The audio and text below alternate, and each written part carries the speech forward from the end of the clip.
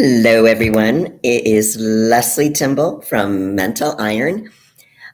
So I wanted to talk today about, I had some people, some of my clients say, Lesley, it's only the middle of January and I've already fallen off the wagon for my New Year's resolutions. So once again, I'm going to start with the topic of broken New Year's resolutions. But if you guys have any questions, whether it's about New Year's resolutions or other things, this is a question and answer. You can ask me anything and we will chat about it. So welcome everyone. So yes, today is, hold on, what is today? Today is January 16th. And I've had a couple clients who are feeling very discouraged because they started the year with the best of intentions, setting various goals. And they're saying, they don't feel motivated anymore. They're very discouraged. Again, they started on a really good note. They had some progress, but 2 weeks in and they're already falling off the wagon. Now, I want you guys, anyone who's also is experiencing this, and maybe you're not experiencing yet, but it is very common for New Year's resolutions to be broken. Not that we want to break them, but even by, let's say, February. So even if you haven't broken them, if you do end up breaking them at some point, you may want to listen to this video. So be aware that about 80% of New Year's resolutions are broken by February. So that's unfortunately common, but let me talk to you about why that happens and what you can do about it. I'm going to probably do a more detailed video on Friday, but I just want to kind of go over that with you guys. So basically, if sometimes people are like, is it because I can't, is it because I'm lazy or is it I'm procrastinating? Am I being too ambitious about setting my New Year's resolutions? Why can't I complete them? This is one of the questions I get. So I tell people it's not necessarily that you're lazy because you're all gung-ho, toward the end of the year when we were setting up goals for the new year. So some people started January 1st to January 2nd. A lot of times it's about what are the goals? Maybe the goals might be a bit too ambitious. Meaning, let me break that down a little bit. Sometimes when we don't reach a goal, it actually gives us insight into maybe what we need to adjust about our goal to make it more realistic. So you might start saying, okay, maybe my goal is I'm going to make something up. Let's say you haven't been working out for a while and the goal was to, let's say, lose some weight. So I'll go to the gym as an example. And again, let's assume that you haven't been to the gym. And let's say since January 1st or 2nd, when you set your New Year's resolution, maybe you went 3 times in the first week. And then the second week, you went once. And then for whatever reason, you go back. So I would like to invite you to consider where you are when you set your goals. So it's being kind of more realistic as far as, remember, what works for one person may not work for another for a whole bunch of reasons. Because someone who's, let's say, used to working out, it will be different, their goals, as far as being able to achieve them than someone, let's say, who hasn't worked out in a while. So I'll give you an example. So one small step, and this is the key thing, sometimes when we set these ambitious goals, the step is too big.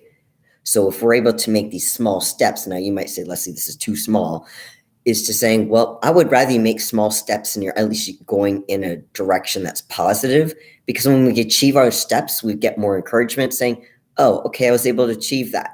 Okay, let's see if I can bump that up. So one example is if you're not able to make it to the gym for whatever reason, do a home workout. But I want you to have that home workout ready. Now, what you can do, there's different programs out there, and I'm not saying you can't get a trainer, but there's a lot of free programs out there. If you like Google or there's lots of stuff on YouTube as far as ideas for workout suggestions. You might need to adjust it as far as your ability, just depending on your experience. But there's a lot of workouts out there. Even if you're doing home workouts, and let's say you have no gym equipment, no dumbbells, nothing, there's a lot of body weight workout you can do. Or if you want to use kind of some type of weight resistance, you can use like a water bottle, let's say water bottle in one hand and the other hand, and do, let's say, lat raises or dumbbell curls. And you might be saying, well, Lesley, that's not really heavy enough. Okay, well, let's make it heavy. How can you make a water bottle, if you're used to doing, let's say, a heavier weight, a little heavier? One way of making that heavier, yes, you can get a bigger water bottle, but another way of doing it is slowing down the motion. So let's say you're doing, okay, so I don't have a water bottle, but I have a little shaker cup. So assuming this doesn't fall. Okay, so if, I don't know if you can see this, but if I'm doing, let's say, a bicep curl, and this is a lightweight, what I'm gonna do is I'll bring the weight up and I'll do a 3 count. So 1 Mississippi, 2 Mississippi, 3 Mississippi. You can't see. Okay, so my arm's down. Pause, and then bring it up. 1 Mississippi, 2 Mississippi, 3 Mississippi. Call it kind of like a rest pause, and then up. But really contract. I don't want you just going through the motion. I want you to really contract, because you don't need heavy. I mean, nothing against heavier weights, obviously, but when you're doing home workouts, you can definitely make them harder. You can do 21s. I don't know if you guys heard 21. So 21s are basically, you can start with, again, pretend this is my water bottle. If I'm doing 21s and I'm doing bicep curls as an example, I'll do, like, from the parallel range, I'll do 1, 2. So I'll do that, let's say, 7 times. And then after the 7th, I'll do all the way down and then midway. So it's up here, okay? Down, sorry, I can't see it, and then up. So you do basically the lower half of the movement 7 times. After you do that, then you do full rep ranges, okay? All the way down, all the way up. So basically, I'm doing 7 from the midway up, 7 from the all the way down to midway, and then 7 all the way up, all the way down. Hi, Alaric, nice to see you. Okay, so that's just an example if you want to be able to do home workouts. And because keep in mind, we are busy, and sometimes we, let's say the gyms are super packed in January, which they can be. And you might be saying, I just don't kind of feel like going to the gym. Okay, you can do it at home. Like I said, even if you don't have dumbbells, use water bottles or something like that. Get soup cans. You're going to have something in your cupboards that you can use for as a substitute for any dumbbells. And let's say you don't have food, okay, for whatever reason you don't have any food in your house, or containers that you can use, that you can grab onto. Just do, again, squeeze it. I don't know if you've ever listened to or watched, you may have heard this bodybuilder called Phil Heath. He won the Olympia a few times. So what he did, and I believe they were dumbbell curls. Now this guy is really strong, and he could really squeeze his biceps and grow them on 50-pound dumbbells. Now, 50-pound dumbbells for me is super heavy. But for someone like Phil Heath, who's an Olympian champion, that's pretty easy. But he knew with the mind muscle, he could really squeeze the muscle and not have to use super heavy weight. So you can do that too and build that muscle. So it's not to say you can't do home workouts. Sure, the gym makes it easier, but I'm just saying, in order to keep your New Year's resolution, if it's to increase your workouts and you can't make it to the gym, have some backup plan on how to do that. That's part of how you kind of negotiate with your resolutions. If your resolution isn't working, it doesn't necessarily mean it's a bad resolution or unrealistic. It may be unrealistic in the respect of you need to fine tune it. And part of the fine tuning is to have that backup plan. A lot of times when we set resolutions, it might be, I wanted to end up being at the gym 5 times a week. Well, if that's not realistic, what's your backup? And have some, like I said, backup programs in mind as far as, whether you bookmark them in your browser, or you write them down, or you store them somehow. But like I said, there's a lot of free workouts online. 1 gallon milk jugs would work for sure, Alaric. That's a great idea. Milk jugs for sure would work. And you know what? There's, I know a lot of people will also invest in getting, because, okay, let's face it, dumbbells are not cheap. So I know a lot of people, what they'll do is they'll go to, I don't know if the US has this, but like Home Depot or some type of center like that, where there's house stuff for the house as far as building materials, but you can use like sand and put it in bags and use that as your weights. But usually there's something around the house that you could use for some type of resistance. So a lot of times, like I said, when people set goals, we just need to have that backup plan and be able to adjust the goal. It doesn't mean your goal of working out to necessarily a negative one. Your approach on how to get there may need to be renegotiated. And that's fine to renegotiate your goal. It might be, let's say, walking a few times a week, or it might be drinking more water. Keep in mind, whatever your goal is, even if it starts small, and that's what people are doing. We're always in a rush. We want everything yesterday. Start small, because I would rather you have something ridiculously easy and then build up towards it, because when we accomplish something, that gives us kind of the encouragement to keep going and to basically elevate what we're doing, versus setting something really high, not being able to do it, being discouraged, and saying, screw it. And before you know it, it's December 31st again. So again, it's okay to set small goals, and it's okay to renegotiate your goals if needed. So now another piece about why resolutions don't tend to, or why they fail, I thought I'd put that in quotes, is because we need to refocus our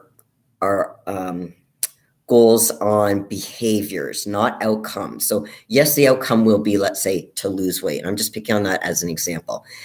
But sometimes when we set goals, the goals that we set, sometimes there are aspects to getting that goal that are outside of our control. So I'll give you an example. Yes, we can control what we put into our mouth, or keeping hydrated, or the type of workouts we do. But let's say you have a health concern, or you're taking medication that causes you to gain weight or retain water.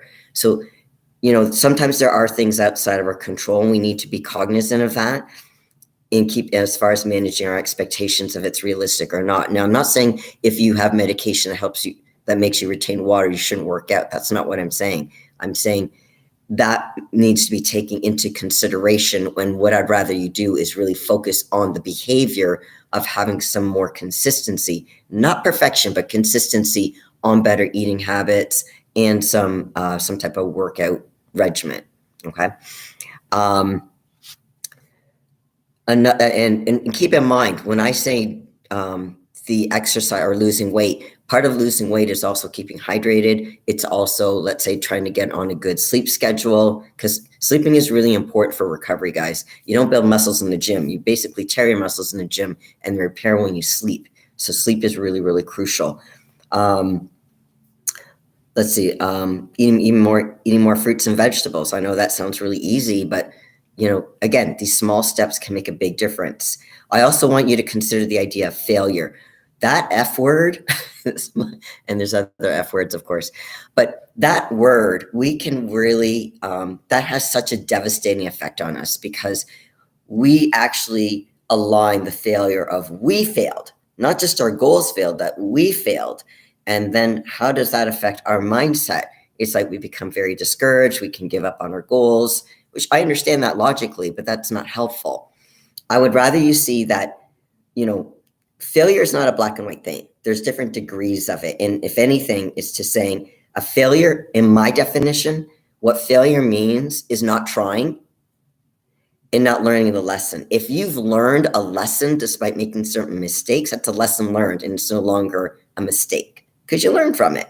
You just got smarter. You earned some of your lines on your face. That's what I tell myself anyway. So basically, you become wiser. The more mistakes you make and you learn from it, you become wiser and can make different choices, or you can adjust some of the choices you've made. Regardless, you're going to get closer and closer to getting your goal achieved.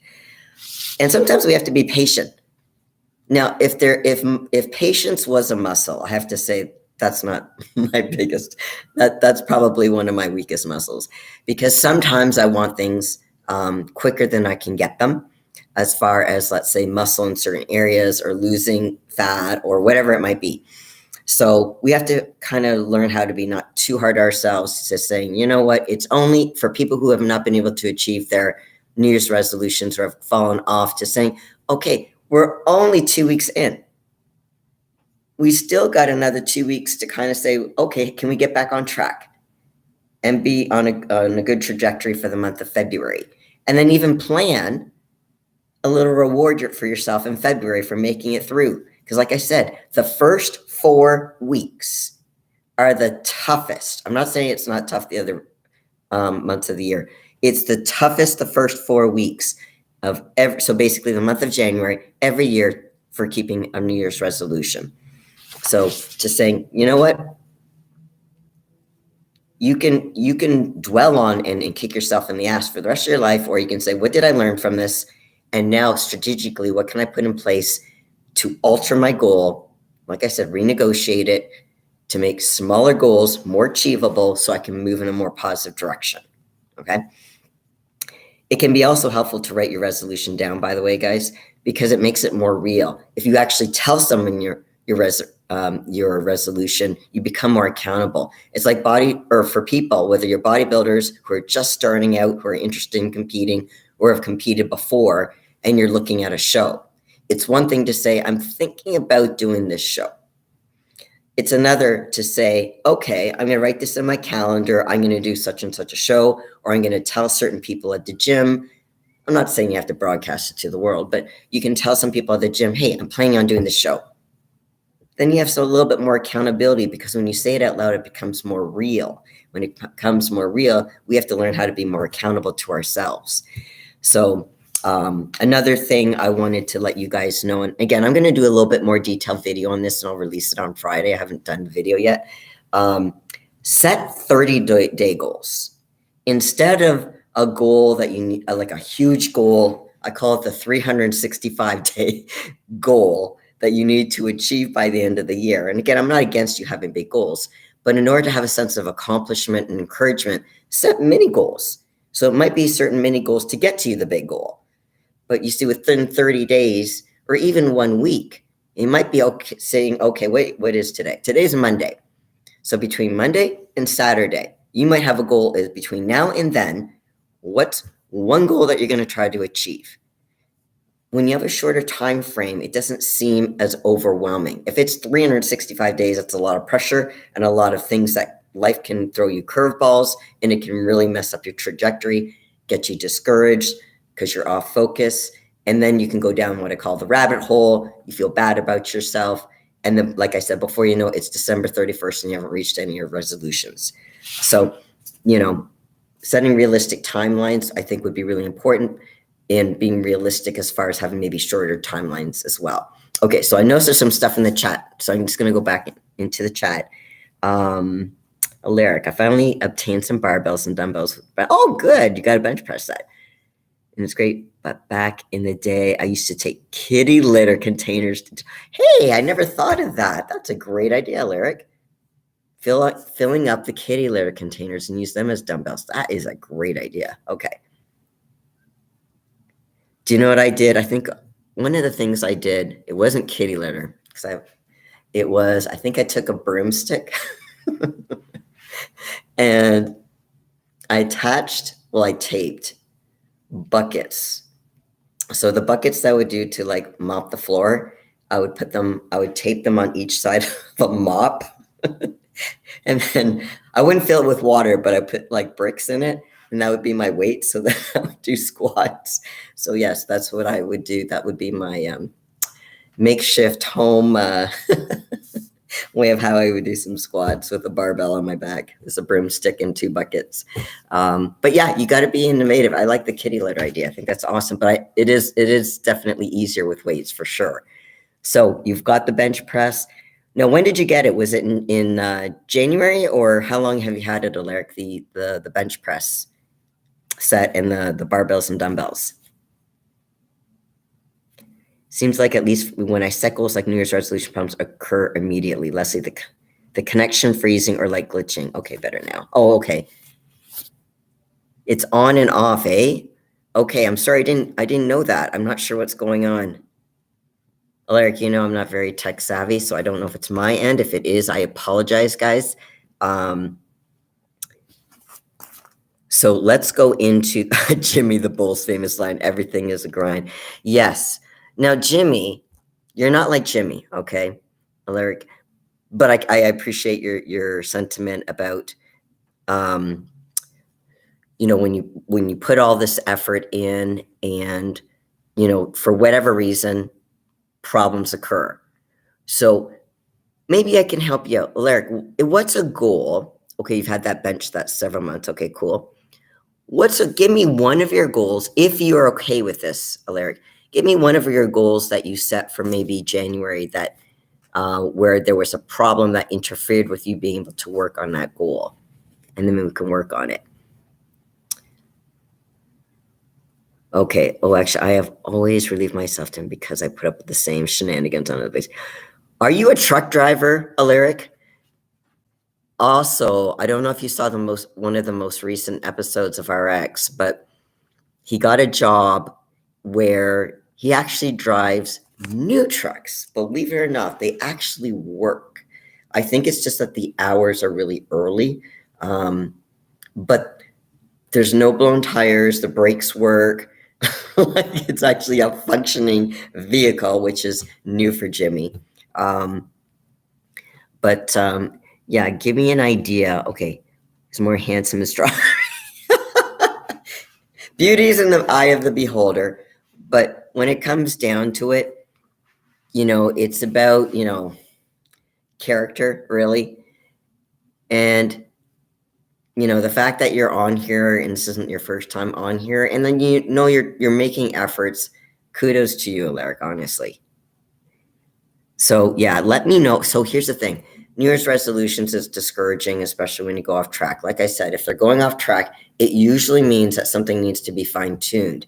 Now, let's say, again, best of intentions, maybe they were realistic, but life can throw you a curveball, which will interfere with your goal. So I'm going to give you an example. Alaric, if you want to put anything in the chat, only if you feel comfortable. If you don't, just send me a DM and we can talk about it off the chat. But it's more about, just to stay on track with the diet and exercise. Okay. Let me ask you, when is the most frequent time that you go off the diet and the exercise? Is it during the week, during the weekend? And what are the temptations, or what's going on in your life that is interfering with your ability to follow through? Okay, let's hear about when you say knuckleballs, let's dive into that a little bit. Again, if you don't feel comfortable doing it in this chat, send me a DM and we can talk about it off the live. But if you're okay with doing some stuff, put it in the chat and I'm happy to address it. Other people might be going through it too. Like I said, 80% of New Year's resolutions are broken by the time it's February, whether that's going to a gym.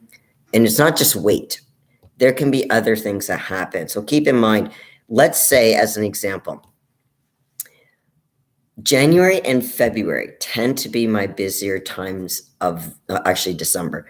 December, January, and February tends to be really busy. December because of the holidays. January because of the holidays and all the drama that can happen over the holidays. February is relationship chaos month because there's, whether it be breakups, whether it be people disappointed at how I call it V-Day, Valentine's Day, is celebrated. They were disappointed the partner didn't get them something. They didn't celebrate it. Maybe their partner forgot. Maybe they fought. Maybe they found something out that they should. Anyway, there's a whole bunch of stuff that happens. So life can cause curveballs and derail you from goals.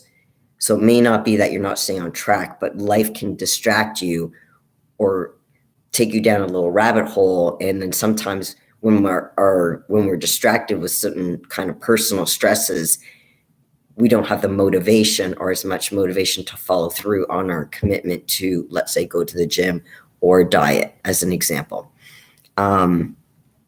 Okay, so let's look at the curveballs that you're getting. My mother-in-law fell and broke her shoulder. Okay. My wife has to have major surgery at the end of the month. Okay. And my son is special needs, so it's a daily grind for him to get through school. Okay. So here's the thing. There's always going to be stuff outside of our control, not just the month of January, but all year round. This is not, specific. Everyone's going to have issues, but they might have different types of issues. This is stuff outside of your control. It might interfere. So as an example, because you might have to look after your mother-in-law, and because your wife is going to have major surgery, there's going to be appointments that you'll probably have to take her to before the surgery. After the surgery, your wife is going to need more your help for caring, not just for your son, but for her, what she needs as far as being able to, let's say, as far as her getting her needs, as far as, getting whatever. I don't know if she's going to have if she's going to be in the hospital for a while, if she's going to be able to recover at home, but there's going to be a bunch of care, whether it be medication, whether it's be cleaning the wounds, obviously feeding, bathing, all that kind of stuff. She's going to need extra support for that. So then you may not have time or the energy. Let's face it, that's going to be exhausting. But can you still work out? I would say, here's just an idea, Alaric. Have you ever heard of a Tabata? It's a 4-minute workout. Because a lot of people are like, I don't have the energy, or I need to be at home because my family needs me. I won't, because the time it takes you, even if you're close to a gym, it's still, you need to be home because let's say you're working, you need to be home to help your mother-in-law, to help your wife and your son, obviously. That requires, whatever time you have is gone. But if I said, can you get 2 times in a week, a 4-minute workout, you might be able to do it because you can do this at home and you don't need any weights. Now, if you haven't heard of a Tabata, and let me know if you have, but for those, let's say, who are watching that don't know what a Tabata is, it's literally a 4-minute workout. I do recommend you stretch for a little bit, so maybe 1 or 2 minutes of stretching afterwards, but the actual workout's 4 minutes. So what does that look like? It's 30. So what I would recommend is you have a clock, and you can do this on your tablet or your phone, where for 30 seconds, like it's not the digital, it's the one where you have the little hand where, it goes 5, 10, 15, 20, 25, 30. So for 30 seconds, I want you to do something that gets your heart rate going. So I'll give you an example. I'm not saying you have to do this, but as an example, you'll do 30 seconds of burpees. If you don't know what a burpee is, Google it and YouTube it. You can do fast jumping jacks. You can do butt kickers. You can do where you put your hands out and you try to have your knees touch, like you jump and touch your knees to your hands, something that gets your heart rate going for 30 seconds. So you do that for 30 seconds. Then the next 30 seconds to 60 seconds, you're just walking in place. You're still mobile, but you're trying to catch your breath. That's 1 minute. Next 30 seconds, do it again. Now you can choose a different exercise if you want, but what you're doing is something super high intensity, body weight only, for 30 seconds, and then 30 seconds walk in place. 30 seconds fast, something body weight, 30 seconds walk in place. You do that cycle 4 times. So you're actually only doing 30 seconds 4 times at a high intensity. Done your workout. Okay? And like I said, it would be good if you spent like a 1 or 2 minutes stretching, whether that's, just static stretching or just kind of walking around. Definitely drink some water afterwards. But try that. Even if you've got a super busy schedule and you try to get that twice a week. If you can, so there's 7 days in a week. So if you do it, let's say Sunday, I'm making this up. If you do it Sunday, try not to do the next one Monday. Try to wait a few days if you can, just to divide it up so it's spread out throughout the week. Now, if you can get 3 times in, great. If not, like I said, start 2 times. Because I can appreciate, especially if there's family commitments on top of work, on top of the household, on top of all this other stresses, and you have limited energy, how do you get that in? And that's why I'm saying, if someone says, I want to exercise more, okay, we just need to change how you need to do it based on what's going on in your life. I don't know if that makes sense, Lyric, if that would help. Okay. Watch. Okay, yes, definitely. Okay, so, hey, Smeg. Thank you. Thank you so much, Smeg. I really appreciate your kind words. Yes, definitely come back. I appreciate you dropping in, though. And then let me know if you have any questions, and I'll be happy to address them in the chat or in the messages, and I can answer them later. Okay. Then, overnight, then off 6 to 8 weeks. Okay. Oh, you're welcome, Alaric, of course. Hi, Dave. Nice to see you. Hey, definitely better late than never, Dave, for sure. Hey, do you miss that? Do you miss your old job? Aren't you glad you're out of that place? And let me know how your job, the work that you're doing now is going, Dave. Oh, you didn't. I'm hoping you're not getting in any kind of problems with work. Are you working? Oh, wait a second. It's a holiday today. MLK Day, right? Do you guys have today off? Does everyone? I don't know. Is it? Does everyone celebrate? Every workplace celebrate today off work? I don't know how that works in the U.S. because we don't celebrate Martin Luther King Day in Canada. So you guys have to educate me on that. I don't know if everybody celebrates that or if only certain workplaces do and certain places don't. Let me know, guys. And like I said, if you guys have further questions, and it doesn't have to be about New Year's resolutions. This is literally a question and answer period. I just start with a topic just so we have something to talk about. But if you want to talk about other topics, put them in the chat. And if you are watching this after the fact, put it in the comments below so I can either address it, and depending on what the question is, I'll answer you in the comments below because I do check them, or I will answer them at the next question and answer, especially if I feel that other people are going to benefit from it. Because a lot of times when people ask me questions, I'm like, hey, I think this would be a great question for the next Q&A. Like I said, for the New Year's resolution piece, I will do a bit more of a detailed video and release it on Friday. And then also, Dave and I did finally tape our first iron therapy episode. I'm not sure when it's going to go up, so I'm hoping it's going to be up soon so you guys can watch it. But those have restarted now. So we used to do them on Mondays, but it might, just because of our scheduling, it might end up being toward the end of the week now. So we'll see if that when Dave releases it. But just to let you know, iron therapy is back, but the first episode has not been released yet, but hopefully soon.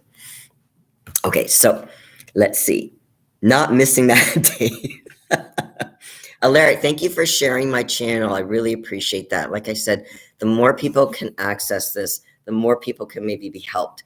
And again, if I'm not covering material that your friends are interested in or people you know they're interested in, have them either put it in the comments below or DM me on my Instagram to say, hey, Lesley, can you cover this topic?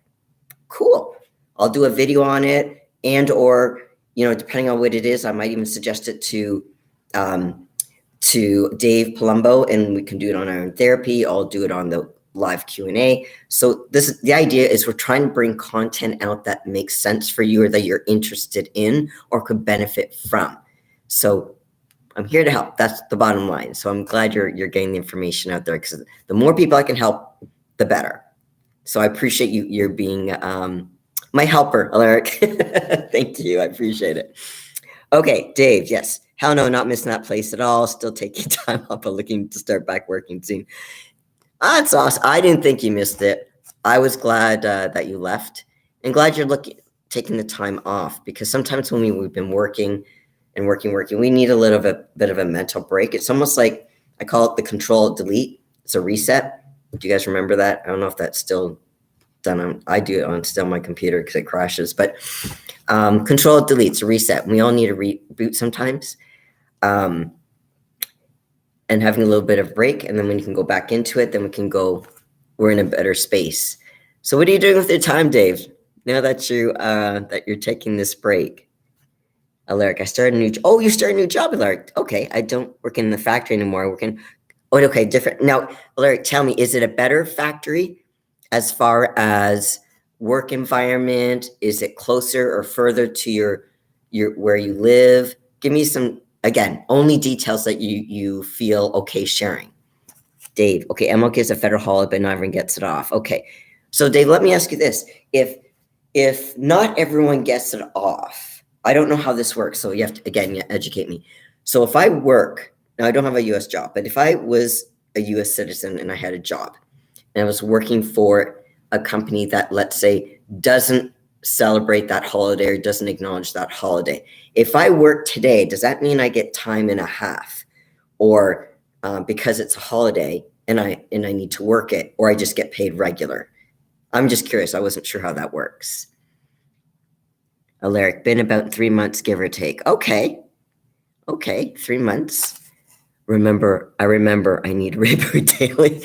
Hey, Lyric, I think we all need a reboot daily sometimes. I find it's almost like with age, we need more of a reboot. And that's okay. Because as long as we can reboot, this is another, actually, you know what? That reminds me, Lyric, you gave me a great idea. And I know this sounds really hokey, so humor me. But gratitude, if you can start every day, I do this. This is something I actually do every morning. I think, now I believe in God. I'm not saying you guys have to believe in God, whatever you believe in, but I believe in God. And I thank God for the opportunity for me to wake up because you never know, I may not wake up one day, that I'm able to wake up, even if I'm super tired and I didn't sleep well. Because I'm grateful for whatever lessons or whatever gifts you give to me today. Now, keep in mind, a gift we may not appreciate. I don't know if you've ever had this from somebody before, but it comes into, the gift might be a lemon, meaning an unfortunate experience, and to say maybe you need to learn something from it. So that could be a whole bunch of things. So if something doesn't go well in your day, you might be saying, well, I'm not thankful for that. But again, did you learn something from it? So it's when I say gratitude isn't always necessarily for the good things. Of course, we should be, appreciative of the good things in our life, because we do take things for granted for sure, and people. But sometimes we need to be grateful for the mistakes, because if we didn't make the mistakes, we don't get better. If we keep doing the same thing, we stagnate. It's like plateauing. If you do the same thing, you're going to plateau, whether it be training. So if you don't adjust the weights, you do the exact same weights, same exercises, week after week after week, same rep ranges, same, let's say, rest between sets. If you don't alter anything, how are you going to grow? You're going to plateau. If you do, let's say, 20 minutes of cardio 5 days a week, at some point your fat loss is not going to do anything, because your body's basically built up a tolerance. So in order for us to grow, and I don't mean necessarily physically, because I would love to be taller than 5 feet tall right now, but for us to grow as people, we need to go outside of our comfort zone. But most of us don't willingly go outside of our comfort zone. So this is why life throws us these curveballs to make us grow, even though we don't want to. So it's kind of like, no, I don't feel like, I don't know. Staples, I think Staples is in the US, right? In Canada, they had this commercial for Staples where they have this, I think it's red with white lettering. It says easy, and we always want the easy button. It's kind of like, you know what, life is too complicated. I've got so much stuff going on. It would be so nice to press that easy button. We don't want the hard button. I don't know many people who would necessarily want the hard button. But that's why life says, it's time for you to grow, even though sometimes we don't want to grow in that moment because of the challenges that come with it. Because a lot of times when we have to grow, and I don't mean physically grow, I mean like from an emotional, intellectual, experiential kind of way, for us to grow, it's uncomfortable. It's really, really uncomfortable because, one, it's outside of our comfort zone, but two, it requires energy.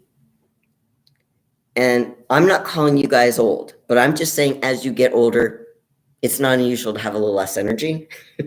And by the end of the day, we just want to put up our feet and relax. We don't tend to do that, but that's what we like to do. So sometimes life forces us against our will, and that's something we need to be grateful for. We may not feel grateful at the time, but to know that that is usually a signal that we need to learn something. So start with a little gratitude, and you can start with something positive to say, even if I didn't get a lot of sleep, I know I'm going to sleep better tonight. And try to do one nice thing for yourself and for other people. So let me give you an example. How about you say hi or have a good day to somebody, whether it be on the elevator, maybe it's at the water cooler, at the bus stop, and the grocery store. Smile, wave, some little kind gesture. It's small. I know it's really small, but it can go a long way because you don't know where that person's at. Maybe they've had a crummy day. Maybe they've had criticism all day and you're the first nice person that smiled at them. One nice thing for yourself. That could be doing a 4-minute Tabata, by the way. That could be, I'm going to drink a little bit more water. So if you're used, let's say you don't drink a lot of water, increase it by 500 mils. Okay. This, now, I don't know. Now, I believe, I'm trying to see, where is this? I think there was a line. A lot of them will have like little lines. You probably can't see it, but this one's like 750 mils. I drink, no joke, 6 liters of water a day. So I can only tell you how many times I pee. Okay, too much information. I appreciate that. So I'm not saying you have to drink 6 liters, but if you're used to, start with your starting point. If you're used to drinking, let's say maybe 500 mils a day, increase it. 1,000. You should be able to have a liter a day easily. If you feel thirsty, you've gone way beyond the dehydration point. So I actually have electrolytes in a lot of my water to keep hydrated. So it's not just I'm drinking the quantity of water, I'm making the quality of my water loaded up with electrolytes. Now, electrolytes could be, I have some BCAAs and EAs with some electrolytes in it. You can also get Pedialyte, you can get Gatorade Zero. There's other drinks or there's also, was it Cage to Muscle? HydroCharge, that's another thing that I use. So I'll do a scoop of that in my intro workout. Again, to keep myself hydrated, giving you that electrolytes, because water is really important for your muscles. It's also good for your skin. It's good for your digestion. It's good for a whole bunch of things, actually. But it also keeps you healthy because it keeps your system going. But water is really important. How did I get on the subject? Goals. Something that you can do for yourself is drink more water, as an example. So try to do little things every day. And then if you can, build on it. But gratitude is a really good way to start the day, even if, like I said, you have a really crummy sleep. Okay, so let me make sure I get to the chat here. Okay.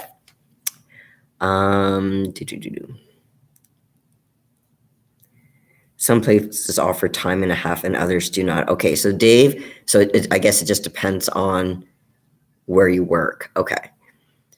I'm just recouping and enjoying the mental break, just getting up and being more active physically. Good. Even just walking around the park or doing projects around the house, that's good. That's a workout, actually. Doing stuff around the house is kind of like doing some of your deadlifts, some squats, bending over and stuff. And then going up, and depending on how many stairs you have, that's some cardio going up and down the stairs. But that's good. I'm glad you're recouping. That's really important. It's not just important physically. I think it's good mentally as well. Alaric, I believe and thank God every day too. Awesome. Okay, Lee Priest and I are EI level. That's so funny. Okay, it's okay. I am. Okay, agreed. Act of random kindness can go a long way. Agreed. I like your arc. Act of random kindness. Yes, arc. Arc is so, you're right, Alaric. It goes such a long way because it's really meaningful. Like I said, we don't know what's going on with another person, even if they're smiling. Even if someone's smiling, you don't know what's going inside. They might be smiling because they're so conditioned to smile, or they don't want people to ask them, oh, what's wrong? You look really upset. They don't want to talk about it. But that human stuff now, especially when we're going through the, am I allowed to say the C word? I don't know if I am. When we went through all the COVID stuff, we weren't allowed to be around people. That lack of socialization, being able to talk to people, being around people, we had to work from home, all that kind of stuff. Masks aside, I mean, that's another dimension, but just not being around people, we lost that connection. That played a really big role, and a lot of people had a lot of depressive symptoms and anxiety. It was horrible for the kids too, not just adults. So we need that social component. I have a client that I actually just spoke with the other day, and she's very, very independent. And she likes her I call it me time. She has a job. She has her me time, but she's like, you know what? I do like to go out though. It's not that I want to be a hermit. I like my me time, but I also like to be able to socialize. So we were talking about how we can incorporate that into her very busy schedule, because she does have a busy schedule and she travels. So for work. So it's being able to say, how do you get that social component where you have that kind of human kind of interaction with people. So yes, when you have that human interaction with people, say, hey, how's it going? Or like when I see people at the gym, I'll say, you know, what are you training, and have a good workout. Something really simple. We're not talking about having this 30-minute conversation. Now, if you want to have a 30-minute conversation, I'm on the cardio machine and I'm not doing intervals, then it helps pass the time. I might have my headphones on because I'm listening to a bodybuilding podcast, just to help the time go, or listen to music, because cardio is not my favorite. I know some people like cardio, and hats off to you guys. For you guys who love cardio, that's awesome. Cardio is not my favorite thing to do. I do it because I need to, because I'm trying to lose some of that Christmas weight. And I also gained some weight because of not training for a month because of the post-Olympia flu cold. So I'm just getting back into a rhythm of starting to lose some weight, which I'm happy about. It is slow, but it is going in the right direction.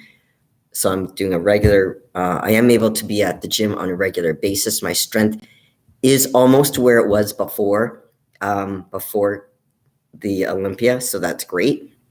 So my energy is getting back there. I'm able to be very disciplined, and I have the energy to be able to do that. And I've cleaned up my eating quite a bit. So I have a plan for myself. One of my main indulgence when it comes to protein is Greek yogurt.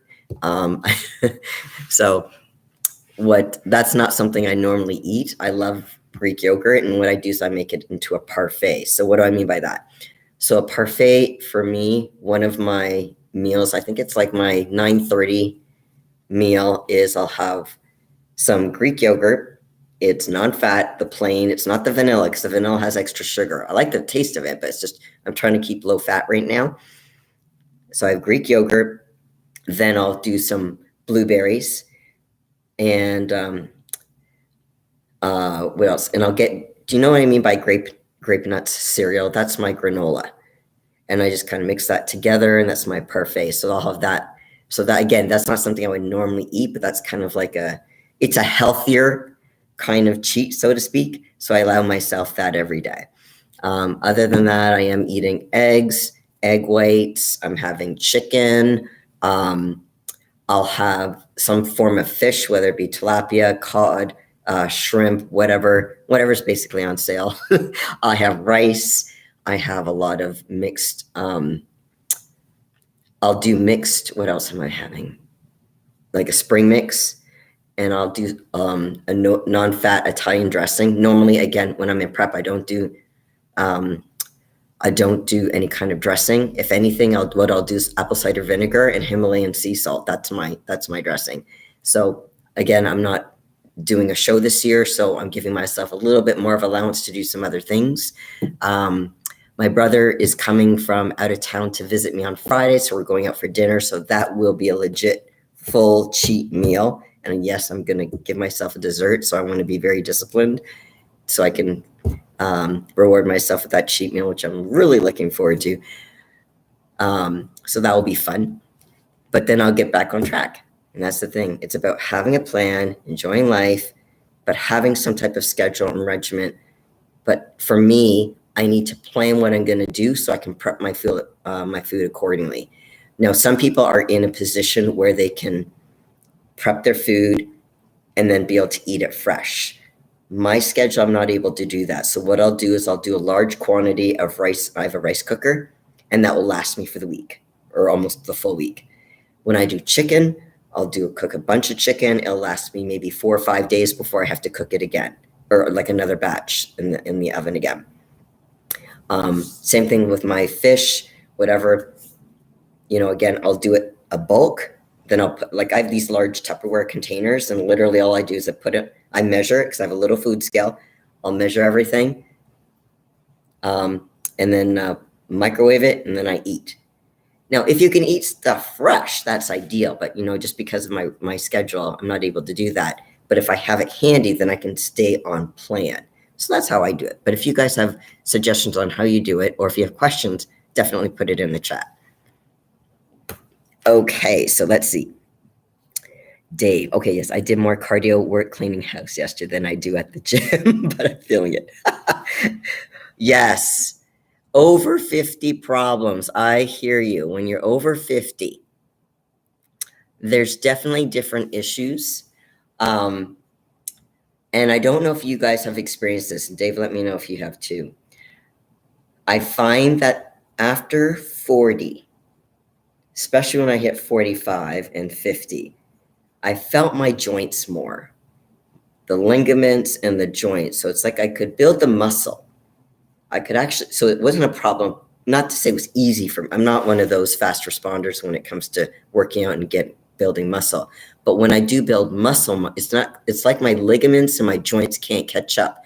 So I get a lot of soreness. Now, what I do to help with that is I take something called glucosamine sulfate. So that's just something you can order on Amazon. You can get it in grocery stores or pharmacies. It's over the counter. You don't need a prescription. But what I started taking lately, and I mean like just I think it was last week I started, was collagen.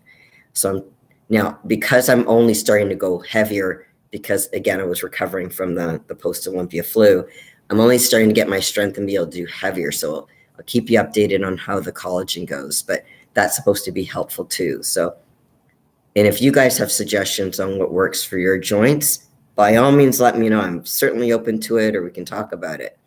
But I find with age, yeah, my joints and my ligaments can't quite keep up. Okay. Alaric, say it. It's boring. Me too. It's really good. Cool. Hey, Kevin, nice to see you. Welcome. We've just been talking about a whole bunch of different stuff, Kevin, so just jump in if you have any questions.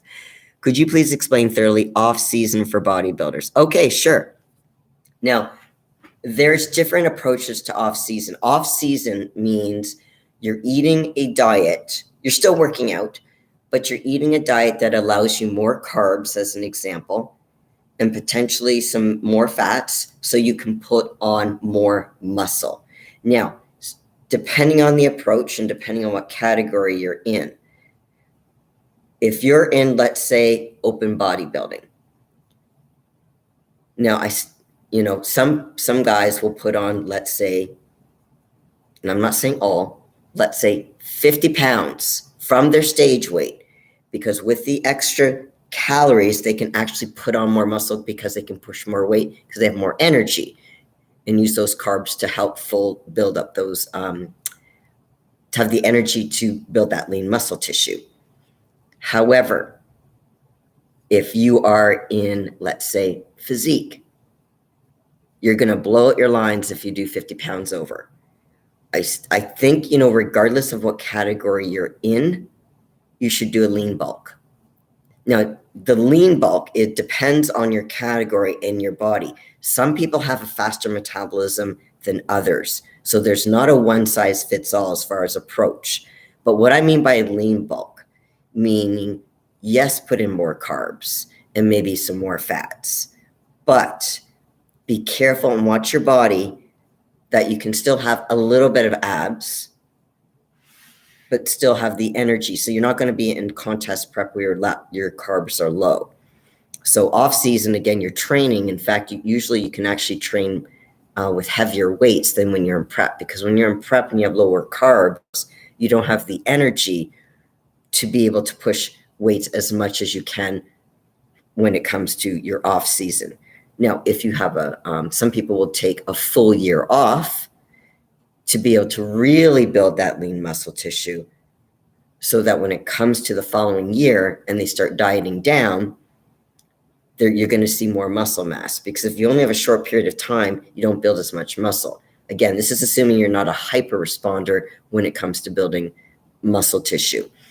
So I don't know if you guys remember Kevin Levrone. He would not need to be in prep for a long time because he could build muscle really fast. Again, I'm just saying there are people out there like that, but for those who are not, you need more time. Now, here's the other thing with the lean bulk. Then you don't have to struggle as much to lose the excess fat if you don't have as much on. So instead of maybe putting 50 pounds on, and I'm just using these arbitrary numbers, guys, because it depends on what your starting, your ending point will be. Instead of maybe 50 pounds over, maybe 25 pounds, maybe 30. Now, it's going to be different from males to females, too. So that's going to be different, because if you're a bikini competitor, you definitely don't want to be putting 25 pounds in your off season. Now, if you're in a different category, even if you're in, again, if you're a bigger girl, meaning let's say you're taller and you have a bigger structure, maybe 20 pounds isn't unrealistic. Again, depending on your structure, what category you're in, and what your metabolism is like. But your off season generally means more carbs and or more fats, so you can actually have the energy to build that muscle, so you can lift heavier, you can have that sustained energy to put on that muscle mass. So I hope I answered your question. Let's see. Dave, oh my God, yes, I can totally relate. I take glucosamine and okay, all right, cool. I used to take collagen, but not consistent with it. Okay. Alaric, ditto. I'm 39 and going through all that. Okay. Yeah, you know what? It's not just a 40. I mean, some people get it in their 30s for sure. Alone. Okay, so alone with time frame for off. Okay, Alaric, I'm trying to understand. Alone with time frame for off season. I'm not sure what you mean by that. Can you clarify for me? Because I want to make sure I answer your question. Kevin, true about the sore joints. My choice is painkillers and heat rub cream. You know what? Painkillers is tricky because you want to rely on it. But I understand if you have sore joints, you might want to look into that, Kevin, or have it looked into. I remember, now I'm not sure how good this is, so this is something they have to research. But I remember at the Olympia and the Expo, I remember seeing a booth. Actually, there was more than one booth about for pain, for joint pain. They had the CBD creams. Again, I don't know how good they are, but that's something to kind of maybe research. But also, for sore joints, for temporary joint pain, what have I used? What was it called? Hold on. It's in my bathroom. Hold on. I'm trying to visualize. Oh, Voltaren. Do you guys have Voltaren? I think you guys have Voltaren in the States, or something like that, where it can be helpful for the joints. There's other kinds of creams out there that might be helpful. Again, this is temporary. But as far as kind of solving the issue for joint pain, I might want you to see someone to talk about, where is this joint pain coming from so it doesn't get exacerbated. Is it a particular exercise or movement that you're doing? Is it an injury? What is causing this inflammation? Sometimes I was told, if it was in the gym and I did something at the gym that caused that soreness, my physios told me to do like hot and cold, like moments of putting, let's say, some heat pads or whatever on the area, and then put some like ice or some cold packs and then kind of rotate it, like maybe like 10 minutes, then go back and forth to kind of reduce the inflammation. But again, it depends. Is this kind of a temporary thing? Is this a longer term thing? But I find, sometimes going to see the physiotherapists or sports doctors might be helpful in giving you some suggestions. That's not my forte, guys. I'm just kind of sharing with you what's kind of worked for me. But definitely look into some the professionals, Kevin, because joint pain is not fun. It isn't. We might have to experience or suffer with a certain amount because, if you're getting older, that's kind of part of the course. But can we do something to reduce that? That's the key. That's what we want to try to do, at least. Okay. So hopefully I answered that. Ancient One, nice to see you. Welcome back. Good evening. Can't stick around, but wanted to say what's up to everyone. Thank you. Happy New Year to you too. Ancient One, I'm glad you came in to say hi. Even if you can't stay, I appreciate you coming by. Remember, guys, give me a thumbs up just for the algorithm so other people can see this content. Maybe they can benefit from the New Year's resolution pieces. And like I said, guys, I'm going to try to do a more detailed video on the New Year's resolutions when they go awry. I'm going to try to tape it so I can release it on Friday. Okay, so along with the time frame. Time frame for off season. Okay, Alaric, I want to be out. Okay, so what is the time frame, or how do buyers know when to go off season? So basically, your body here's the thing, Alaric. For bodybuilders, what they'll do is they'll plan what shows they'll do. Now, from a health standpoint, now keep in mind a lot, and when we're talking about the pros, now some amateurs do use gear, and it's not healthy to be on gear year round. Why? Because we have the way gear works, from my very limited knowledge, is that we have something called receptors, and they bind to the receptors. Now, the thing is, if they're binding to the receptors for a long period of time, they lose their effectiveness. So it's almost like we need more of that compound, whatever that is, for it to have that effect that we want in the receptors, in order to reset the receptors. Because here's the thing, the higher the dose, the more unhealthier and the more risks you can expose your body to. This is why it's important not to be on gear year round. That's also probably why a lot of people weren't planning on doing the Arnolds, which I will talk about in a moment, because because of the timing of the shows and that the Olympia was so late in the year, a lot of people were on gear a lot of the year. So they wanted to reset their receptors, and that's why they didn't want to continue on the next, 6-8 weeks before, between the Olympia and the Arnolds, because the Arnolds is in March. Now I'm going to talk about the Arnolds in a moment, but for off season, it's planning your shows and then making sure you have a period of time where you're off so your receptors can reset, and also you want to get some blood work done and make sure you stay healthy. That's really important. Now, it's going to vary from bodybuilder to bodybuilder. Some bodybuilders, let's say, and if I'm saying names that you guys don't know, I'm just going to use them as examples. I'm not saying these are the only ones. But Ian Valier, he tends to do well with the more shows he does, his body looks better. Now, I know stuff was going on with the Olympia. I don't count that because that was a one-off. But normally, like, there are bodybuilders that do get better with more shows. Now, there are some that if they do too many shows, it's hard on their body and their body doesn't respond, and it basically kind of shuts down and says, I don't want to do this anymore. No matter what you throw at me, I'm not doing this anymore. And stress. So keep in mind, there's a lot of hormones in our body. So there's a stress, we call it the stress hormone known as cortisol. And when that's elevated, even if you're exercising more, let's say you're doing more cardio, let's say you're cutting your carbs down more, your body will not respond. If cortisol's up, it messes everything up. And you can retain more water on stage simply from stress. So you could be following your diet to a T. You could be doing all your exercises bang on, everything that your coach tells you to do, assuming that they know what they're talking about. But if you have huge amounts of stress, you can look like a water buffalo on stage. So that's how important it is to try to manage your stress. So if the body is too stressed after doing too many shows, depending on how you're doing at the shows, that might be your indicator to say, okay, I was planning on doing that show, but it's too much, my body can't handle it. So that's how bodybuilders can decide when they take an off season, depending on how they do at the show. Do they think, and again, depends on the timing. If their show is, let's say, 2 or 3 weeks later, and they feel like, hey, I'm really close, I just need to tighten up a little bit, my conditioning, then I can do that show and then maybe take a little break. So it really depends on every bodybuilder where they're at. Now, let's say they get injured. They might need a longer off season to repair from the injury, or they have blood work done. And let's say their numbers are off or in an unhealthy range. They may need to take some time off. Some bodybuilders actually have to retire because their numbers are so in a dangerous category, and you don't want to risk your health.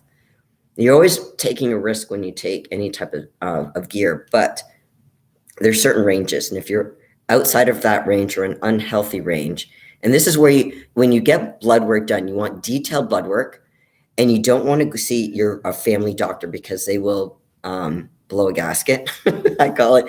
They don't know how to read it for bodybuilders. Go to a sports doctor to read it, or a really knowledgeable coach that really knows their stuff on how to read the blood work, because they're more experienced and they know what's within a proper range A normal doctor does not, because they're not used to people being on gear. That's why you want to see a sports doctor, or like I said, a coach who's really informed about this stuff. So really, there's not a set time, if you compete, you have to take this time off. Some people might take 2 years off. They might need a mental break from it. The problem is, if the longer of a break you take from competing, so I'm taking a year off because I need to work on my business and build up my hamstrings, for one thing. But and for me, because I take a long time to build muscle, I'm not gifted. And frankly, I started off natural, but I did go into the dark side. I don't like being on gear, to be honest. I really don't. So I am welcoming being completely off of everything. So, if we want to, when I say off of everything, I'm talking about gear. I still take L-glutamine, I still take creatine, but I'm not taking gear. Okay. But I can't say I'm natural, because I'm not. Because like I said, I'm taking supplements I'm taking my fermented L-glutamine. I'm taking creatine. I'm taking BCAAs, EAAs. That's not natural. It's not gear, but it's not natural. So, but it's nice to be off gear. I like it. So from that perspective, it's good. But also, yeah, it depends on the person, depends on their goals.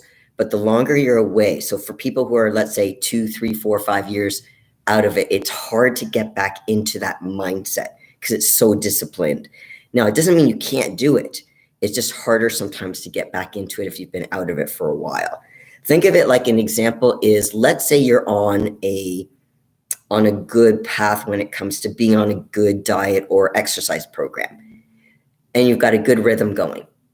And then all of a sudden, let's say you finally go on a vacation, a family vacation or a weekend away, even though it might be a few days, and let's say you don't work out, and it might be a nice break for you, it's almost harder to get back into the routine of working out.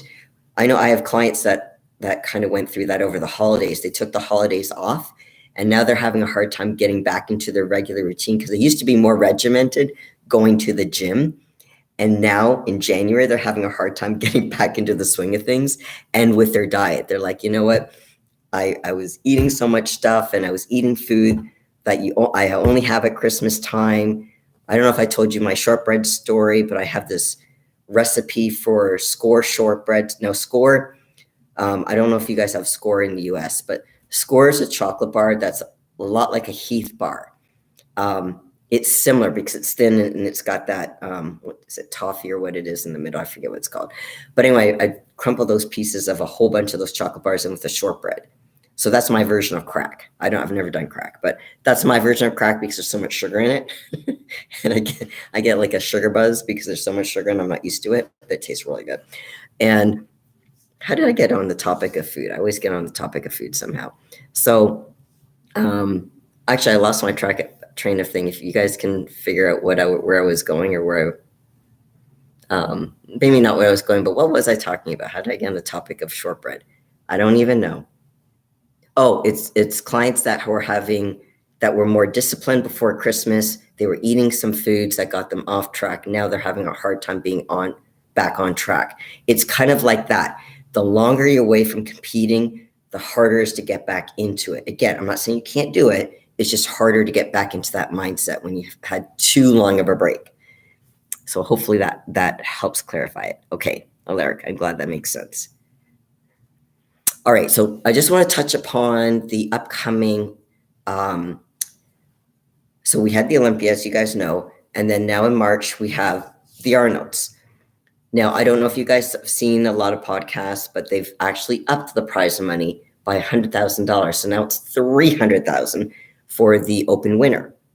So now, after that was announced, now I don't know if there's been any since then, but now we've got Nick Walker, and we've got Andrew Jack, who aren't going to be competing at the Arnold. So that's going to be really exciting.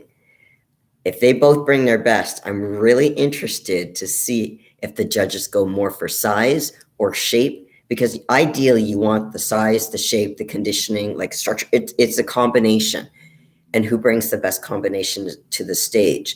And also, we've got our 212, Sean Clarita. He competed well before in the open category. Was it last year? And I'm forgetting what show it was. And he beat some open Olympians, but they weren't the super top Olympians. So it'd be interesting to see how Sean does, because Sean looks amazing. He looks amazing. But when you get Sean, who is I don't know how he can build any more muscle in that body, because he's so bubbly, and he brings it. He brings in a lot of conditioning. You've got Samson, who's grown.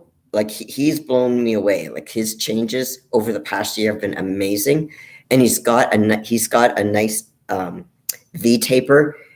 But when you've got the height, sometimes that can really accentuate more of a V taper in that overall look. So again, it's going to be interesting to see what happens. And then Andrew Jacked, he's obviously a good shapely guy too. So we'll see.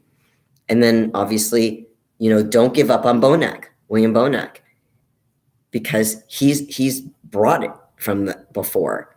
And I'm sure he's looking for redemption, because when you get someone with that kind of thick, dense muscle, and like I said, he's brought it. I mean, people were giving up on him because he was losing his legs. He brought his legs up, despite getting older, which is really hard to do.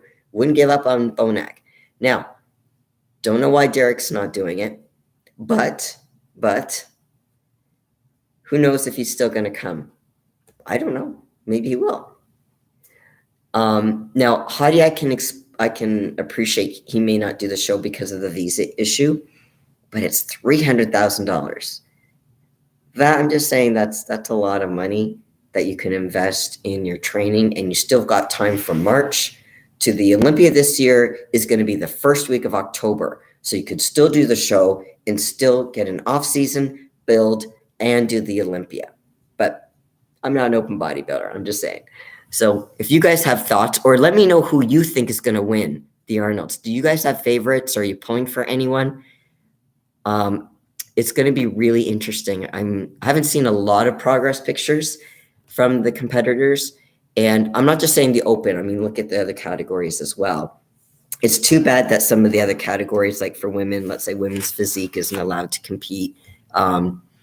The whole reason about there's not enough competitors, I don't agree with. And then there's also not just women's physique, but let's say figure.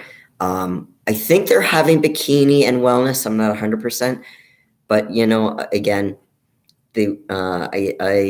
I don't know. I think they could have had a good turnout with some of the other categories. Just my 2 cents, though. But if you guys have favorites, I'd love to know who you voting for or rooting for the whether it be open, 212, men's, whatever category. Who's your favorites for the Arnolds this year? It's going to be really interesting to see what happens. Like I said, there's some good competitors, because initially it was 6, and because I think who is it, Blessing, and I don't know if it was an injury. I'm trying to remember if it was an injury. Why Blessing came out, and there was who else came out? Does anyone else know? There was another guy who was initially on the list, is it Charles Griffin? I want to say Charles, but I'm not 100%. I think it's Charles, but I don't remember his reason.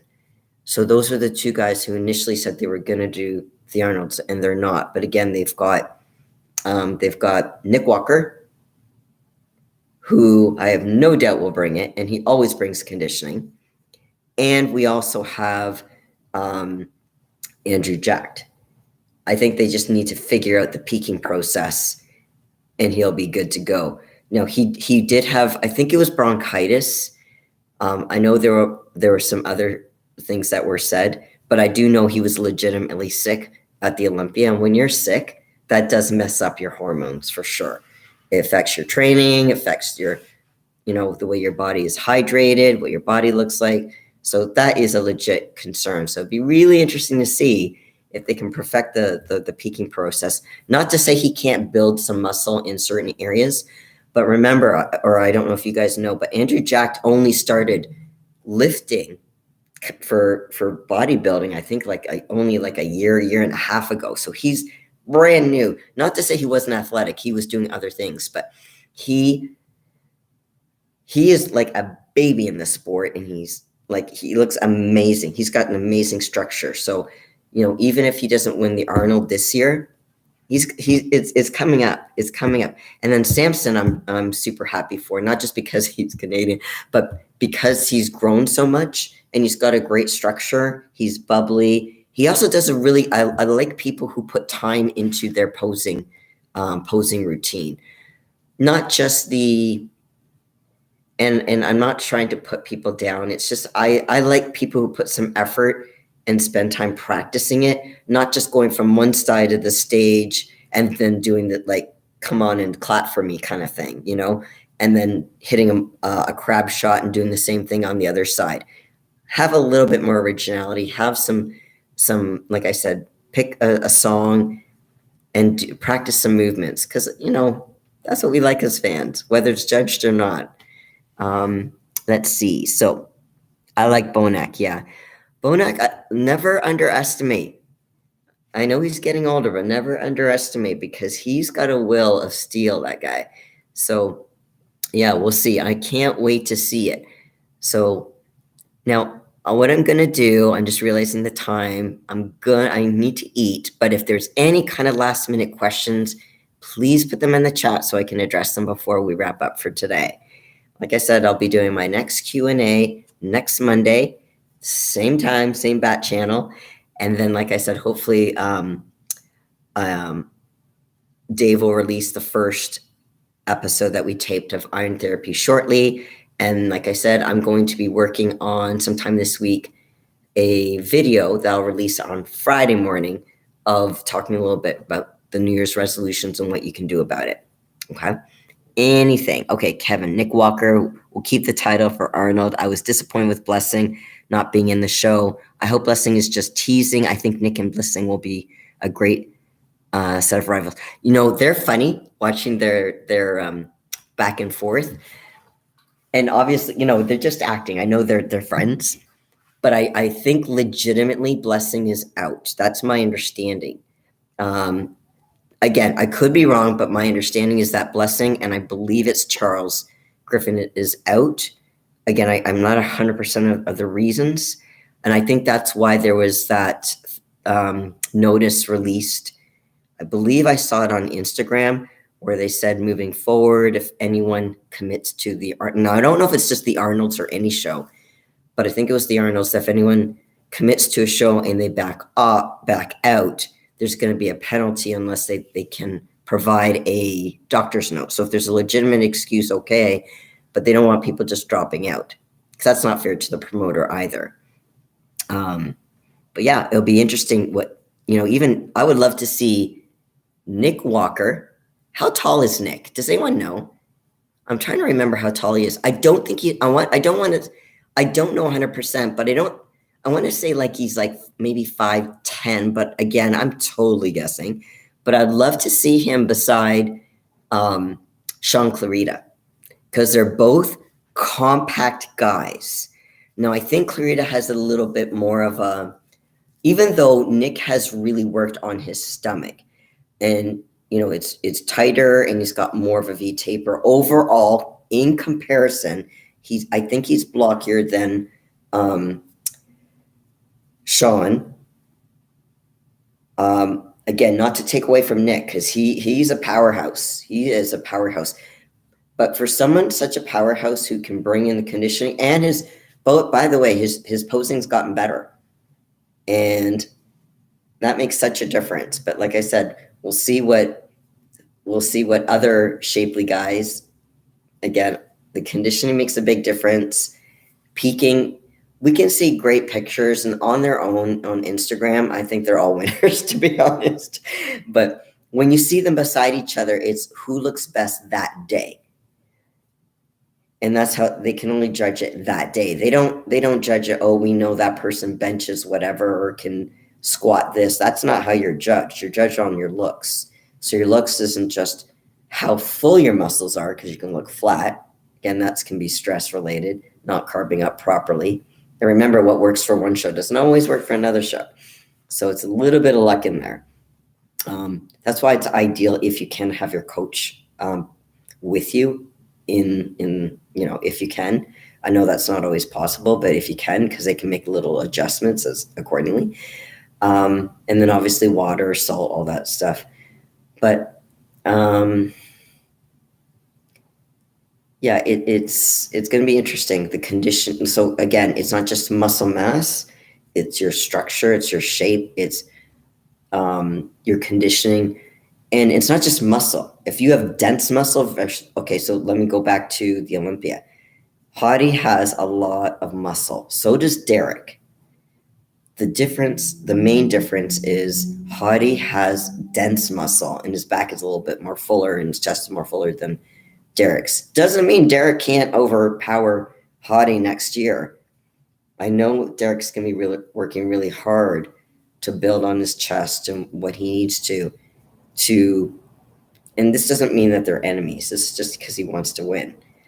We'll see what happens. I mean, the Olympia is still a ways, but let's work on the one thing at a time. I don't know if there's going to be last minute people who enter. Who knows? Maybe Derek does enter. We don't know. Maybe there's other people who will enter. Who knows? So it's exciting. We'll find out as we get closer. So it's in March. I don't know the exact date. I'll have to look it up, but I know it's coming. I want to say 6 weeks, but I'm not 100%. It's coming up 5 or 6 weeks, but it is coming up. So that's going to be exciting. It'll be interesting to see. I can't wait to see all the comparisons. So that will be fun. All right. So guys, thank you for joining me once again. If you can give me a thumbs up, spread the word, that would be awesome. I look forward to seeing you guys next week at the live Q&A. If you have any questions, comments, put them below.